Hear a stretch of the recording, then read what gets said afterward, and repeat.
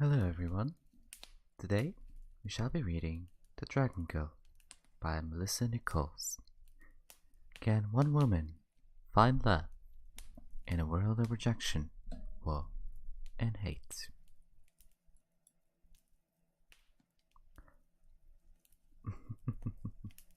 Ah,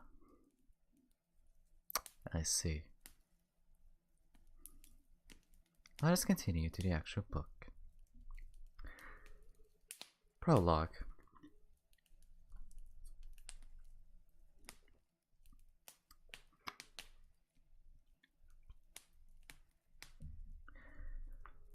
Ever since birth, I've been different. I have the ability to transform myself, at will, into a dragon. I realize this sounds like a blessing, but the reality is the exact opposite. It's a curse. Everyone who knows me about the dragon rejects and hates me, dooming me to a lifetime of distrust and solitude. No, this is no blessing. For all of my 17 years, I have thought I was the only one of my kind, and that the only ones who truly understood me was the moon and the night sky. That's what I've always thought. At least, until I met him. Chapter 1. Melanie, there's something I've been meaning to tell you. What? I ask, laughter in my voice, as I snuggle closer into my boyfriend's chest. He always loved cuddling, and I was sure in a cuddly mood.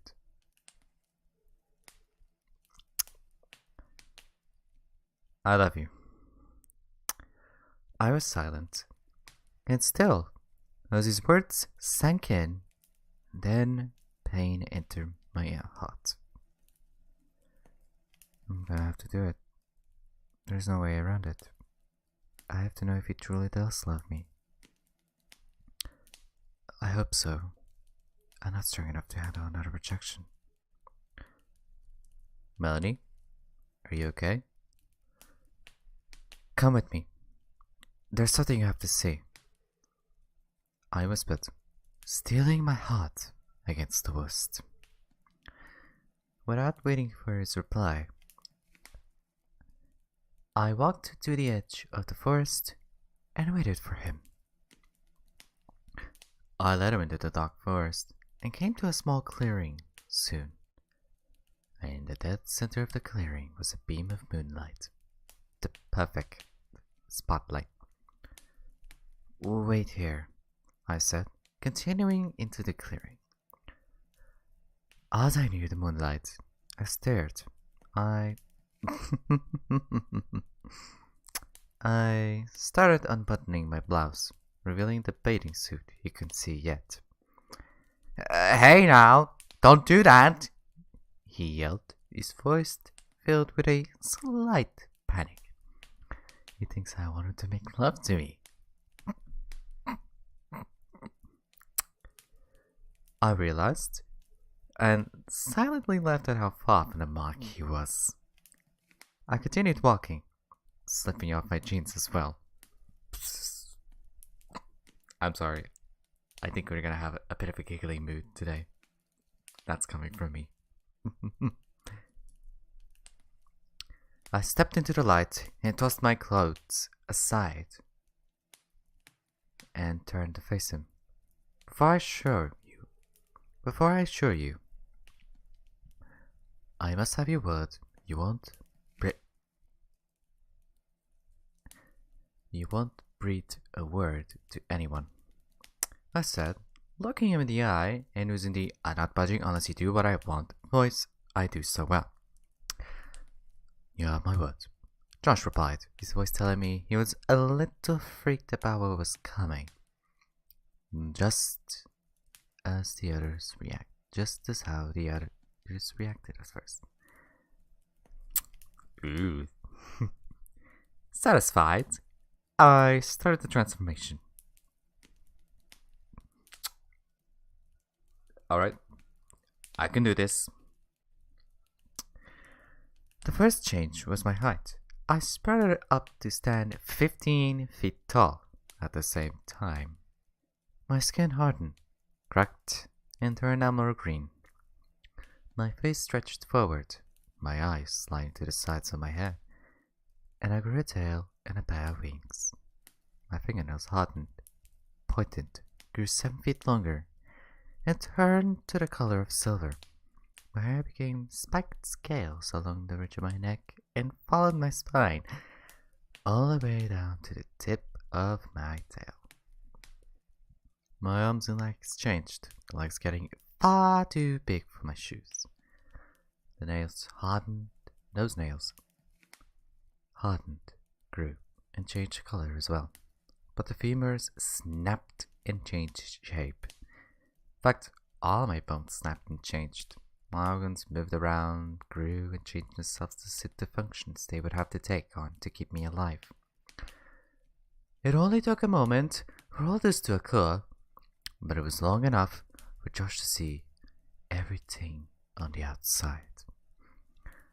As I faced, I saw disbelief and shock enter Josh's eyes as the transformation came to an end. I emerged as a 15-foot tall dragon with green scales, silver claws, eyebrows, and those scales on the ridge of my neck, spine, and tail. Josh's shock was still in effect, and in an attempt to assure him it's still me, I took a step towards him. No! Stay away from me! He yelled, backing away from me and tripping over something. Hatred and fear filling his eyes. It's just like the others after all. Why am I surprised? I should know it better than to get my hopes up by now. Shaking the shock and pain off, I took another step. Leave me alone, you monster! He yelled before he got back on his feet and ran away. And that bitter wood monster made me freeze with shock and an unbelievable and unimaginable amount of pain. I watched numbly as yet another ran away from me with a speed granted only in a flight from danger. All alone, once again, I turned around and started running through the forest, gaining enough speed for me to open my wings and fly away. Why did I think it was different? How could I have been so stupid? I asked myself as I surrendered my human self. I let the dragon take over, and I sailed through the air, heading north to the great caves of the dragon's ancestors. By dawn, I had reached the edge of the great caves. I scanned them as I floated by, and eventually found one large enough to shelter me. I landed, a bit clumsily, and I lost my concentration, causing my human form to return. I stood on the stone floor, cutting up into a ball, ready to cry, scream, and give up and die. With all my might, I willed my body, brain, and heart to shut down, to grant me eternal, painless nothing. May I help you? Came a deep male voice. I jerked upright, startled. A man at 18 stood before me with only sweatpants on, his hands in his pockets. He was about 6.5 feet tall, deep chocolate brown hair, deep blue eyes that reminded me of a sapphire with a concerned yet scarred look in them. His chest was massive, but not like those wrestler guys. He had long arms that looked strong enough to take on the world, legs that must make him a good runner, a long torso that was perfectly proportioned with the rest of his body. All in all, he was a fully grown, healthy man in prime condition. Then, I realized I had been staring. I shook my head and tried to form a ladylike response. I'm sorry, I didn't realize the cave was occupied, I said, Standing up, I turned to leave, the dragon on the edge of my mind, ready to come back. It's alright, miss.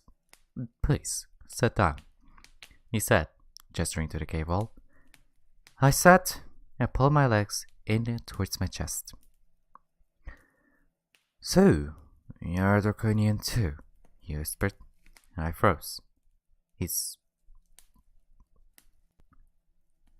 like me? I don't know what a draconian is, but if it can shape-shift into a dragon, then yes, I replied. Then why is it you ran away? I paused, trying to put my predicament into words. My boyfriend hates me. I almost roared, slamming my head against the hard rock wall.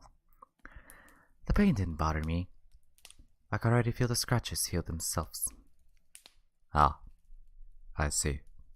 He leaned back against the wall, his hands going behind his head. I've lost everybody I care about. Not even my parents wanted me. I snarled, picking up a rock and throwing it aside in disgust. My sympathies, he whispered, turning his head to look at me. An awkward silence ensued. I leaned forward, trying to think of something to say. But how do you talk to someone who you thought didn't exist? My stomach did the talking for me. You're hungry. Come, we'll hunt together, then talk some more. Hunt? I asked. You've never hunted before? No, never. There hasn't been any need before. Okay, I'll teach you. It's very simple, he said, and he backed off a few yards, and faced, and I started mine. The first thing I noticed was his skin. His pale skin turned deep blue, close to the same shade as his eyes, but a bit lighter. His hair also changed color. Some of it turned silver, and some blue. His arms changed shape, and his fingernails were replaced by silver claws. He lurched down on all fours, and as his legs started changing, and he grew. His pants sunk into his skin, his face distorted to that of a dragon, and a tail emerged. His ears grew to replicate a horse's ears, and silver scales lined his back and tail on both sides. As that happened, his wings appeared. He extended them and flapped softly, flexing the muscles. The only difference between us was the height. I am 15 feet tall, and he's 20. He's beautiful, I thought as I finished my own change. I could say the same about you. His voice entered my head. Oh, what the hell? I shouted, backing up several paces and shaking my head in confusion. I snorted, and a giant plume of black smoke rose from my nostrils. When we're dragons, we can hear each other's thoughts. Didn't you know that? No, I never had any reason. I grew up alone. Well, that would explain a lot. Okay, so just follow me and don't get separated from me. Yes, sir. Please, call me Derek. If you will, call me Samantha. I started to say my birth name, but hesitated. That girl had no more reason to live, so she is dead. This girl is reborn and alive. I changed my name and started a whole new life. Samantha. Very well. He got a jumping start out of the mouth of the cave, and I followed him closely, careful to keep close enough to him that there was no way I'd fly off when we rounded a bend, but also make sure that we weren't invading the other's personal bubble. After about a couple of hours of flying, we exited the mountains and entered the forest. Look below us, Samantha. Do you see the herd of deer? Herd of deer? Derek asked, looking at the ground. I followed his gaze. Yeah, I answered.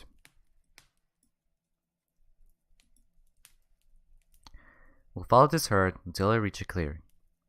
Try to pick out the sickly or wounded ones. Keep that one in your sights until we reach the clearing. Derek instructed, and I let my predatory instincts take over. My sense of smell told me that one was very sick, and I tried to take it back to its source. Yes, sir. I scanned the herd. Several had minor limps, but they were keeping up with the rest of the herd. I scanned the loners. One was trailing far behind. The buck looked old, sick, and wounded. Judging from the infected gash on his leg, I'd say he was in a lot of pain, and I would be the one to seize his pain. At last, the herd bust into the clearing. Make your move, quickly, before they reach the other side. Otherwise, we'll have to wait for the next clearing. Derek almost shouted, already falling to the ground. I adjusted my wings, stretched out my forepaws, and descended. I grabbed the elderly bull around his middle and took off again, trying to ignore his calls at terror and for help. Good. Now go off into the trees away from the herd and start eating. I'll be along shortly. I wheeled around and took off towards the great caves again. I found a small ledge on one of the mountainsides and landed, coming close to squishing the bull. He kept bawling, calling for his herd. I silenced his cries and started eating, shutting my mind off to the actions and sounds of eating. Derek flew in a few minutes later, as I was picking the bones clean. He had 3 deer in his paws. I usually need 2 to keep me going. So this for you. He explained, dropping one of my feet before hopping over to another spot. Thanks. I said, gently picking up the injured female with my teeth. We ate in silence, then left our kills where they were and took off again, angling into the mountains. On the way back to Derek's cave, I started looking around, my dragon half feeling like she's home where she belonged, where her clan was born and where they lay. Because I was distracted, I kept going straight when Derek turned to the left and got myself into a lot of trouble. About 2 miles from the separation point, Derek screamed at my head, "Samantha, stop!" And I instantly obeyed, my wings flapping to keep me suspended, and I swung my rear legs around to halt my progression. What's wrong, Derek? I asked, feeling the dragon start to panic. Turn around and fly! Fly away as fast as you can, he ordered, his own panic starting to evade my consciousness. What do you mean? What's wrong? I don't understand. You're in the Silas territory. Fly! I didn't question him further. I turned around, almost on the spot, and flew back towards the forest as fast as my wings could carry me. The dragon's side was fleeing in fright, driven by instinct to run away from the silo. Though why it would be a problem was beyond me. Nothing can puncture my skin, not even a silver bullet. Nothing can kill me, and I can't get sick, so there's nothing to kill me, or even weaken me. But the dragon was fleeing in terror, as if this silent thing was a real threat. Derek suddenly turned out of the mountains and flew straight towards me. Come on, follow me, and don't get yourself separated from me. He ordered, swinging around so we could fly side by side. I followed Derek in a blind panic as he led me towards his cave. At last, he hovered above the gaping hole in the mountain. He let me land in the face before doing the same himself.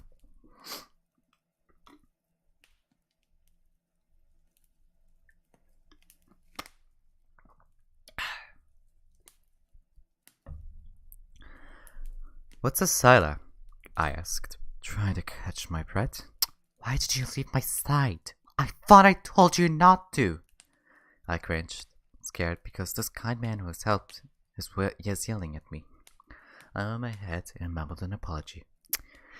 This is why you don't go off into unknown areas, especially when you don't know how to fight.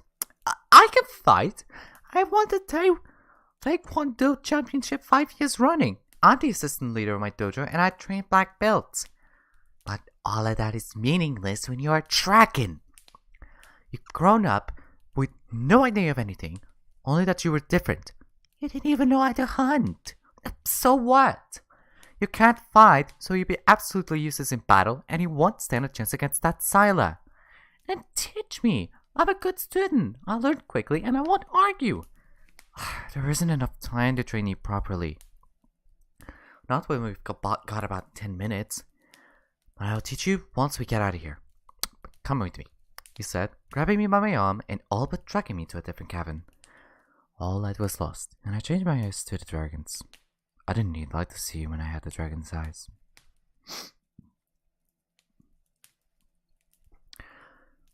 Derek pressed his hand on a wall, and a secret passage opened.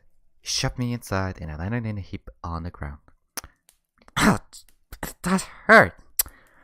Sorry. Listen, just follow this cavern until it opens, and then fly to the northern snows as fast as you can. Find a safe place to wait for me, and stay there for 3 weeks, and don't come back. Not even when you get out of range. If I'm not by your side in 21 sunsets from the time you land, then search for a Draconian named Hutzer. If you find him, tell me you're my apprentice, and he'll help you. But what about you? I'm not going to leave you when this is my fault. I got back and walked back towards him. I have to give you time to get away. I'm going to stay here and battle the Scylla. But that thing is lethal! Going up against it and coming out alive is going to be impossible. I was the best fighter in my pod. I have a chance of getting out alive, and you will be in good hands. If I don't. Then a roar sliced through the quiet cave, and Derek's eyes went right. Go! Get away from here. No, I'm not going to leave you. Samantha, as long as you're here, I can't face and fight. If it gets here and you're still here, it'll kill us both. I don't care about dying. I'm not leaving you after all you've done for me. I shuddered, fighting my fear once again. I stalked towards him and tried to shove him out of the entranceway so I can follow him into the dark expanse. His resistance was stronger than I had anticipated, and it resulted in me looking like an idiot. My hands on Derek's chest, one leg in the space between his for leverage and added strength. Derek didn't seem to be too interested nor concerned about our provocative stance, but was all too aware of it. I could literally feel the heat from his draconian body, the shape of his chest, the ton of my hands, the size and length of his legs on both sides of mine. What are you doing, Sam? Snap out of it! You can't afford to daydream about him right now, not even when we're both in danger. Although, his eyes are such a beautiful shade of blue. Maybe I want to... I shook my head quickly and brought my thoughts to heel as I listened to Derek's words. Life has only just started, mine hasn't. I've been alive for 2 centuries, Sam. If I die, I want to die protecting you, protecting the future of our kind. Now go! He put his hands on my shoulders and shoved me backwards back into the cavern with all of his strength, setting me flying several feet. I scrambled to my feet again, trying to get back to his side. When he touched his hand to the wall again, and the wall started to close up. Derek! I yelled. Derek's blue eyes, hard and cold before, softened to a sad look. Like he thought this would be the last time you ever see him. No! Derek! I yelled, still running at him, but I was too late. The wall closed. I slammed into it, unable to stop in time. I pounded my fist against the wall, thinking in desperation that my abnormal draconian strike could break through the wall of stone. But it was useless. Another roar penetrated the thick rock, and Derek's draconian cry drifted to my ears as well. They were going to fight. The truth shocked me into stillness for many moments, during which time I heard the battle begin, felt the rock heat from blasts of fire, the cries of anguish and agony, surprise and triumph, rage and desperation, until the battle that was just outside the wall receded in the main cavern. With all sounds of the battle gone, I turned around and started walking in the darkness, intending to do exactly what Derek had said. Samantha?